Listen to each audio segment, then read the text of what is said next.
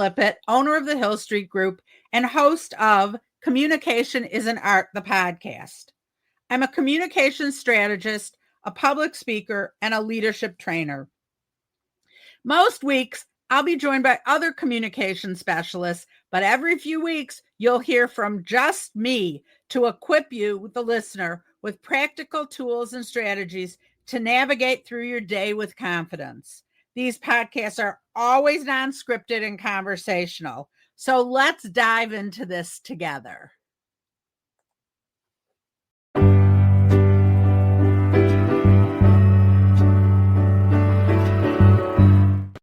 Dive into today's episode, I just want to introduce myself in case someone recommended this podcast, Communication is an Art, or you found it on your own. I'm Pam Lippitt. I am a communications coach, a public speaker, and a podcaster. I've taken the many years of my career and distilled it and transformed it into sharing with you. I want to tell you what to expect on my podcast because I like to know what to expect when I'm listening to someone. Most of these podcasts will be bite-sized, 10-minute tips so you can get in the car, listen, and take something away. Once a month, I'll be interviewing another professional in the communications world or in a different world, but that works with how they communicate with others. If you have questions, feel free to comment on the post episode. You can find me mostly on LinkedIn at Pamela Lippitt, and I hope you enjoy. So now on to the podcast. Hi, everyone. It's Pam Lippitt. Here I am. I want to talk about something. Today's a little bit stream of consciousness and a little bit I thought of what I want to talk about. So here's my topic for today. You know the old phrase when you were a kid, sticks and stones can break your bones, but words may never hurt me. I'm here to debunk that. I disagree. First of all, I've had bones broken, not through fights, but I have had them broken and they heal and they get better. And you don't really remember the pain. You remember what happened, but you can't remember that full pain. Words stay with you. I really feel that words can cut you to the quick. Words are things that you remember for ages and ages and ages. I'll give you an example of this. And I don't mean to call anyone out, but I was playing with a bunch of little kids a number of weeks ago. And, I did that little one didn't want to agree with something or something. So I did that little fake cry, wah, wah, wah. And a 4-year-old looked at me and said, cry baby. All of a sudden, I was 4 years old too, with someone saying it to me. And my reaction was to be so stunned. I kind of brushed it off and whatever, but she knew she hit a spot, boy, because she said that to me the rest of the night. And I just tried to blow it off and move on. But it brought up these memories of sticks and stones can break your bones. Words can never hurt you. Yes, words can hurt you. And it's why we have to be so careful with our words, why we have to pay attention. And, you might think that it's just, it is what it is. And you just let words go. It's not always that easy. And I find that people figure out how to push your buttons with bones and with words. And I hope that you're not one of those people. And, okay, this is the part I actually did a little research on once I came up with my topic. And, the brain studies actually show that negative words can trigger a pain response in the brain. We react when hurtful things are said to us, just like we react when there's physical pain. So think about that when you're talking to someone. And it also can cause like these neurological responses in the brain, causing anxiety and sleeplessness. And, you just don't even know, don't you? Like, doesn't something come up during the day and you think, oh, okay, I put that behind me. When you lay down in bed, and you're trying to fall asleep, and you're trying to fall asleep, and you're trying to fall asleep, but all your mind wants to do is go back to that one moment in the day when someone said something to you that really cut you to the quick, that really hurt. And so I try my best not to be that person, or certainly if I misspeak, to jump in and correct it right away. I don't like that if it's a trait about myself. I get really annoyed with myself when I get pushed into a conversation where I respond not like I want to be. That can happen too. It can happen to all of us, but it's important to take that step back and to make sure that we have interactions with people, especially at work, especially if we're mentoring someone or someone's younger than us, doesn't maybe have the experiences we've had, to give them a break. I don't know, this is my season of saying give them grace, but I really mean that right now.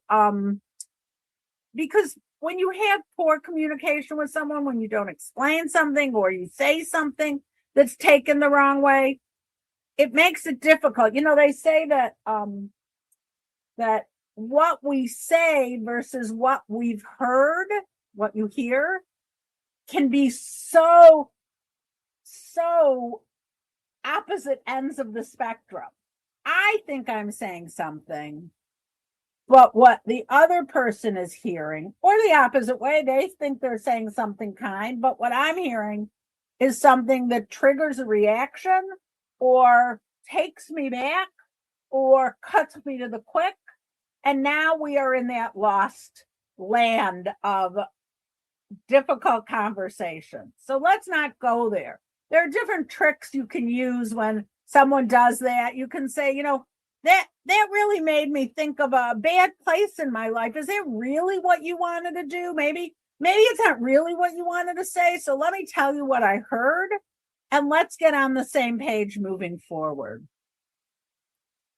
It can be so tough, right? So it makes me think of a couple songs, actually, because I'm always thinking of songs. I had an assistant or a second person in my office at one point, and she used to say to me, "Oh my God, anything I say, you have a song for it."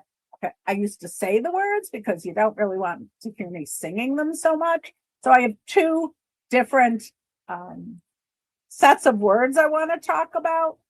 The first song is from The King and I. Remember that old time musical? If you haven't seen it, it's a good one to watch because it's about hate and different cultures and misunderstanding different people. But my favorite song from that, I think we can all take a lesson from. And the song is "You Have to Be Carefully Taught." I'm going to read you what the words were so that you really have an idea. So it opens with, "You've got to be taught to hate and fear. You've got to be taught from year to year. It's got to be drummed in your dear little ear. You've got to be carefully taught. You've got to be taught to be afraid."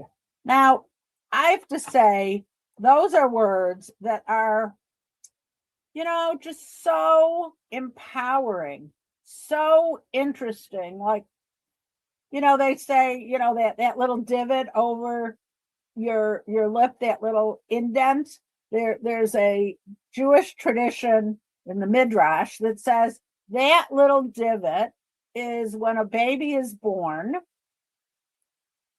The angel Gabriel puts his finger on your lip, and you forget the whole world that you've known, and it's now up to your parents and your supporters to teach you. And so when you're taught to hate, we see the ramifications of it.